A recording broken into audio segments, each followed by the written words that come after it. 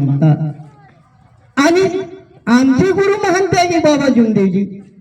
पण आम्ही आलो या धर्मामध्ये, सुखी झालो, माला माल बनलो आणि आम्हाला अहंकार आला, पदाचा आम्हाला अहंकार आला आणि अहंकारामुळे आमचं जीवन जागत नाही, आम्ही त्यागी बनू शकत नाही आणि साक्षात्कारही बघू शकत नाही, फक्त मोठ्या मोठ्या गोष्टी करतो. इथेच फरक आहे.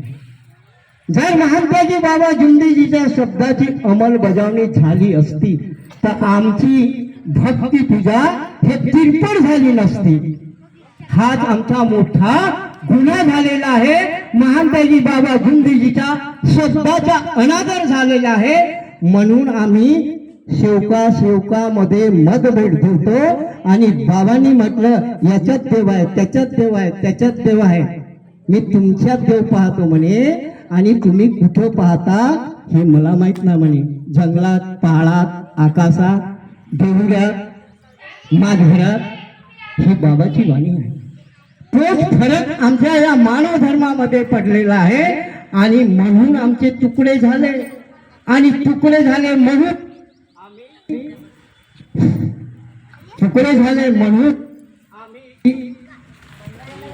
एकामेकावर विश्वास करत नाही.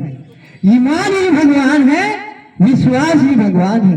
जिसका ईमान गया बोले उसका भगवान गया बोले.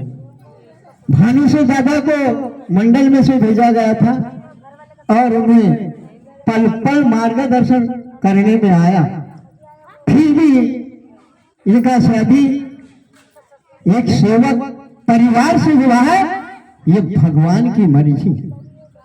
और इनका शादी अप्रैल महीने में था, मगर 9वां हवन था और 9वें हवन में भगवान ने इनकी परीक्षा ले लिया. इन्होंने हमें भूले जी के घर बुलाया. काका जी बोले भजन मंडल कैंसल. बोला क्यों? तो बोले मम्मी की तबीयत खराब है और इसलिए बोले भजन नहीं रखेंगे बोले, और कार्यक्रम छोटा सा रखेंगे बोले, आपकी इच्छा.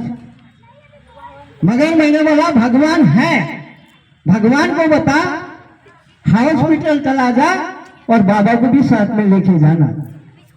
वो शौकीन भाई आज यहाँ बैठी है. यह धर्म सिर्फ सत्य का कार्य करता है, मगर सत्य मानने वाला चाहिए, सत्य की मर्यादा भी होना चाहिए. तो बड़ा से बड़ा दुख इस धर्म में दूर हो जाता है. और इन्होंने फिर वो अप्रैल महीने की शादी कैंसिल कर दी और इनका अगले महीने में शादी. देखो भगवान कितनी बड़ी परीक्षा लेता है. तो हम डर जाते हैं और जो डरता है उसे भगवान मारता है और जो डरता नहीं उसे भगवान नहीं मारता है. इसलिए बाबा के मुख से शब्द निकला है कि सेवक आगे तूफान है. और सही में हमारे मानव जीवन में बहुत सारे संकट आते हैं, बहुत सारे तूफान आते हैं, मगर हमारी मति कहाँ मारे जाती है? तो लोभ, लालच, मोह माया अहंकार में.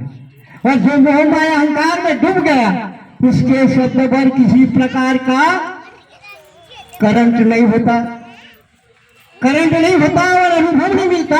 मिलता है तो सारा धन और मिलेगा तो पद, मिलेगा तो मान और सम्मान, मगर भगवान को अपने इस हृदय में 24 घंटा जागरूक नहीं रख सकते. ये कृपा जागृत है, हर पल हर घड़ी भगवान हमारे साथ में चलना चाहिए. इसलिए मानते हैं कि बाबा जुमदेव जी कहते हैं सेवक बताओ बाबा के सर पे कौन चलता है? तो सेवक बोलते नहीं थे. तो वाक साहब हंस रहे थे. तब वाक साहब क्या बोलता है?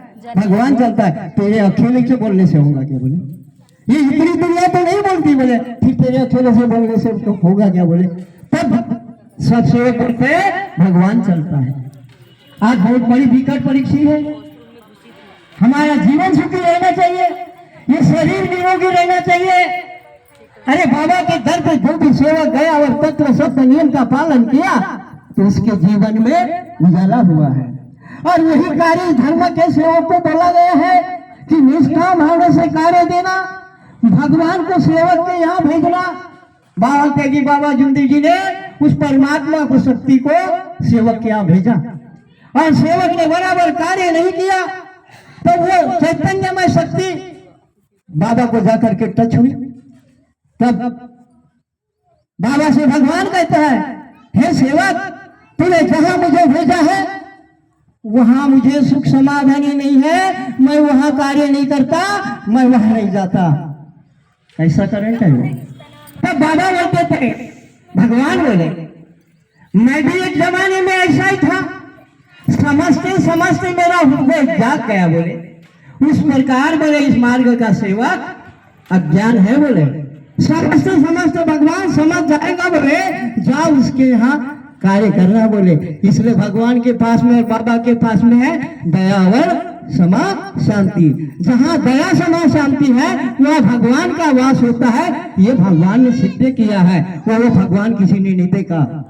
इस धरती को जिसने निर्माण किया है वही परम पिता परमेश्वर पंच तत्व का बना हुआ है और ये पंच तत्वों पर पृथ्वी निर्माण हुई है और ये मानव शरीर भी परमात्मा ने